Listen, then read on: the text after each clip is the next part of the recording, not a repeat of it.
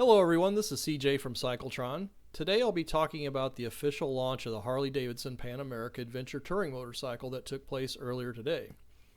There's been a lot of speculation about key aspects of this bike such as price, weight, horsepower, and other technical details. Harley Davidson had been carefully guarding key aspects of this bike up until this launch event. It was not like what had happened with the release of the other 2021 models where they had just started arriving at dealerships about a week ahead of the virtual launch event. But now that we know the details for this bike, I think it's pretty exciting. The virtual launch was about 25 minutes of brilliantly shot marketing pieces. Cinematically and thematically, it was some of the best motorcycle related footage I've ever seen. It also included a lot of great historical photos and footage of early use of Harley Davidson motorcycles being used off-road, since in the early days there were no real roads. However, there was not a lot of technical details provided in the launch video, so I had to find additional information at the Harley Davidson website. I'll go over all these things and tell you how well I think the Pan America will do in terms of sales and longer term opportunities for Harley Davidson. The Pan America represents a pretty significant departure from what is represented a traditional Harley Davidson motorcycle, except for the release of the all-electric Livewire motorcycle in 2019. First of all, this is the first adventure touring motorcycle produced by Harley Davidson. This motorcycle segment has become increasingly popular in recent years, with pretty much every motorcycle manufacturer offering at least one adventure touring model. Now let's get to some of the key specifications for the new Pan America. Harley indicates that their liquid-cooled 1250cc Revolution Max engine will produce 150 horsepower and 94 foot-pounds of torque and has a chain final drive. The engine is a stressed member. Also, one of the more unique features of this bike is its adjustable seat height.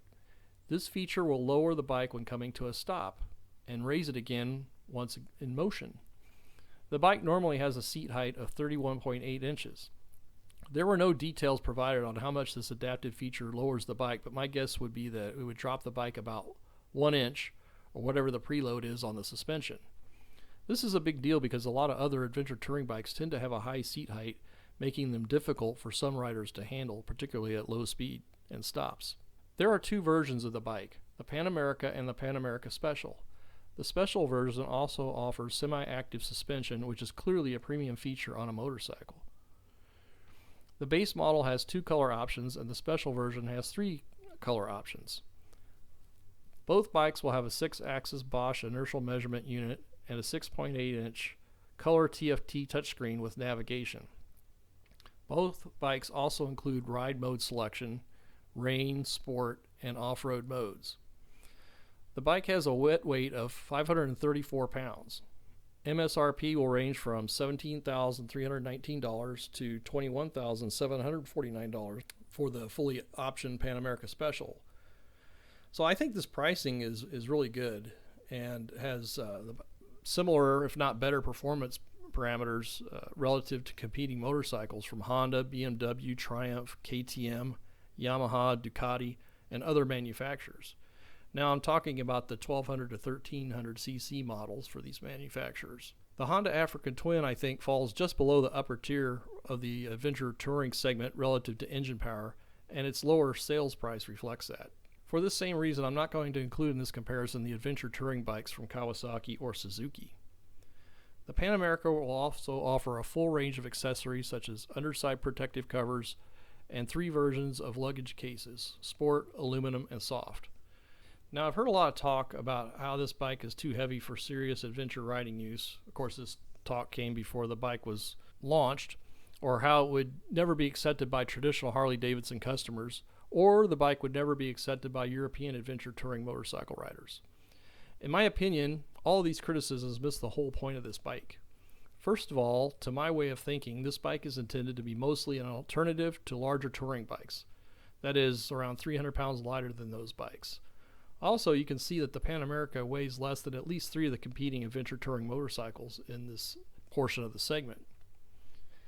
I think that the primary market for the Pan America motorcycle is North America, perhaps as reflected in the name of the bike. Also in North America, it is no secret that four-wheel drive trucks and SUVs are extremely popular, currently accounting for approximately 1/2 of all vehicles sold in the U.S.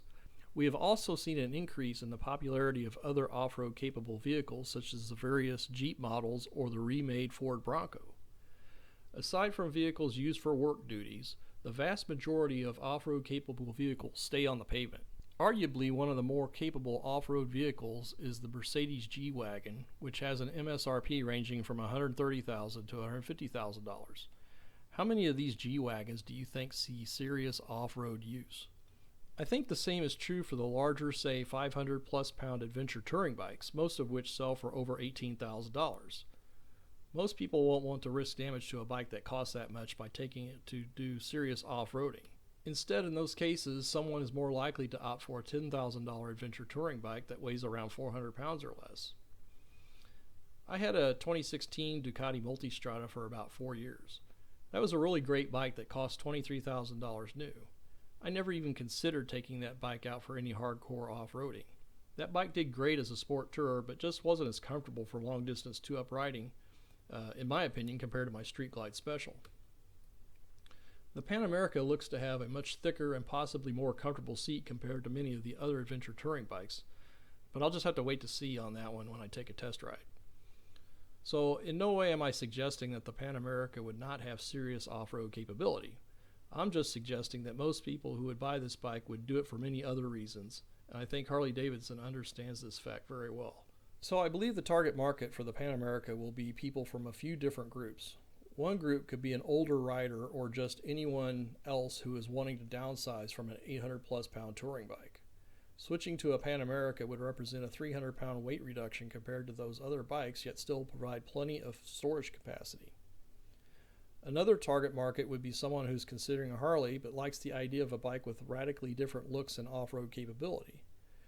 And yet another target market would be someone who is wanting an adventure touring bike but doesn't have ready access to a BMW, KTM, or Ducati dealership. Even in my case, where I live in a large metropolitan area, all the dealers from the major motorcycle brands are within 20 miles of where I live, with the exception of a BMW motorcycle dealer. That dealer's not located very conveniently at all. It's about 40 miles away and basically in a part of town that I rarely have a reason to go to. As most people know, Harley Davidson has a vast dealer network in North America, 600 plus dealerships. When it comes to getting an adventure touring motorcycle from a European brand, chances are you won't be close to one of those dealers unless you live, again, in a major metropolitan area. So this is going to be a big advantage in my mind for Harley Davidson in this adventure touring market. The mere fact that you will have more people see an adventure touring motorcycle at a Harley Davidson dealer when they wouldn't otherwise see such a bike will help boost sales in that motorcycle segment, in my opinion. Also, I believe the Pan America will bring in newer potential riders into a Harley dealership who would have otherwise stayed away.